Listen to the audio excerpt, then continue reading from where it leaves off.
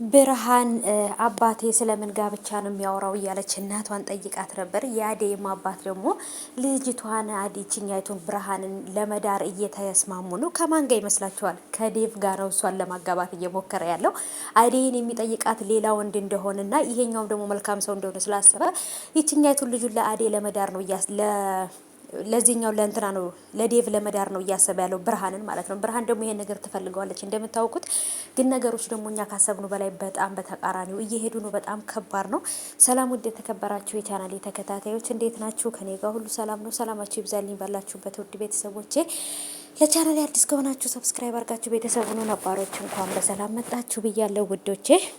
ተወዳጁ የአደይ ድራማ በተለመደው ሰዓት ተለቋል።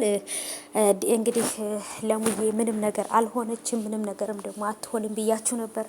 ምንም ነገር አልሆነችም ማለት ነው ውዶቼ። እጅግ በጣም ደስ ብሎኛል። ምክንያቱም ምንም ነገር ስላልሆነች እንግዲህ በሽታዋ ምን እንደሆነ አልታወቀም።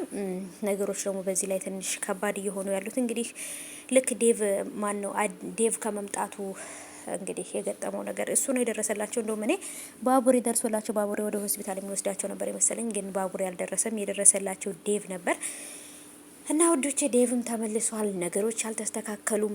አዴይና ዴቭ እንግዲህ ደግሞ ድጋሚ የአዴይን ቤተሰቦች ለማሳመን ወደ ገጠር ተመልሶ ይሄዳሉ ወይስ አይሄዱም አላውቅም። በነገራችን ላይ ግን አሹ ማን ነው ዳይመንድ እሱ ጋር ተመልሶ መምጣት አልነበረበትም ብዬ አሰብኩ። ምክንያቱም እዛ ያለውን ነገር ሳይጨርስ መመለስ አልነበረበትም። ብቻ ግን እሱ ተመልሷል። ለምን እንደተመለሰ ባላቅም እዛ ያለዎቹ ነገር አስተካክሎ የአባቱን የሚጠይቀውን ንብረት ጠይቆ ሁሉን ነገር ጨርሶ ነበር መምጣት የነበረበት። ከሄደው ጋር ይሄዳል፣ ከተመልሰው ጋር ይመለሳል ማለት ነው። እና ይሄ ነገር ደግሞ ነገሮች እንዳይሳካለትና አንድ ቦታ ላይ እንዳይሆን ሊያደርገው ይችላል። እዛው ተቀምጦ ግን ሁሉ ነገር ቢያስተካክልና እንደነበር አድርጎ ቢያንትን ቢለው አሪፍ ነበረ። ፍቅርም ደግሞ እንግዲህ አሹን ከዚህ ዱርዬ ከሆነ ልጅ ጋራ አጋጭታቸዋለች። ይሄ ዱርዬ ልጅ ደግሞ ሰዎችን በጩቤ መውጋትም ሆነ ምንም ማለት ለሱ አዲስ ነገር አይደለም። በጣም ሲምፕል ነገር ነው ሰውን ልጅ እንደዚህ ማድረግና መጨረሻ ላይ ከእንትና ጋራ ተገናኝቶ ሲመለስ አሹን በጩቤ ሊወጋው እንግዲህ ጩቤ ይዞ ነበረ አሹ ብሎ የጠራው ማለት ነው የቤዛ ወንድምና ምክንያቱም በቀል ሊበቀለው ነው የፈለገው። እንዴት ከፍቅር ፊት እንደዚህ የታረገኛለህ ከሷ ፊት እኔን እንደዚህ ማድረግህ አዋርደኸኛል ብሎ ነው ያሰበውና ይሄ ማለት ደግሞ አስቡ እንግዲህ መጨረሻው ምን ሊሆን እንደሚችል። በፍቅር የተነሳ በመሀላቸው እነዚህ ልጆች ትልቅ ጠብ ተፈጥሯል በመሀላቸውና የማይበርድ ጠብ ለዛውም ማለት ነው። እንግዲህ አሹ አሁን ላይ በጩቤ ተወግቷል። መቼም እንትን ይላል ብዬ ግን አላስብም ማለት ነው። ይጎዳል ብዬ አላስብም። ግን እስቲ ምን ሊፈጠር እንደሚችል መጨረሻ ላይ አብረን የምናይ ይሆናል። እና ውዶቼ በተለይ አሁን ላይ ለሙዬ ያለችበት ሁኔታ በጣም ትልቅ ከባድ ችግር ውስጥና ስትረስ ውስጥ ነው ያለችው።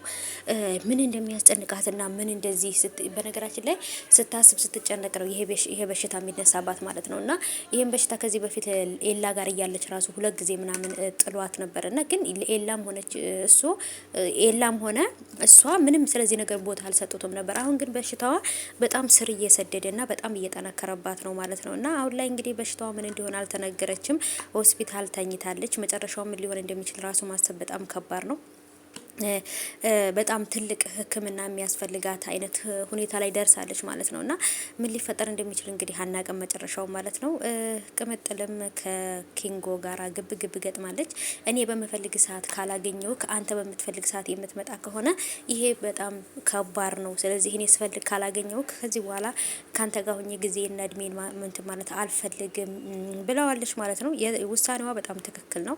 ምክንያቱም እኛ ስንፈልጋቸው ካላገኘናቸው እነሱ ሲፈልጉን ብቻ የሚያገኙ ከሆነ ምንም ትርጉም አለው ብዬ አላስብም።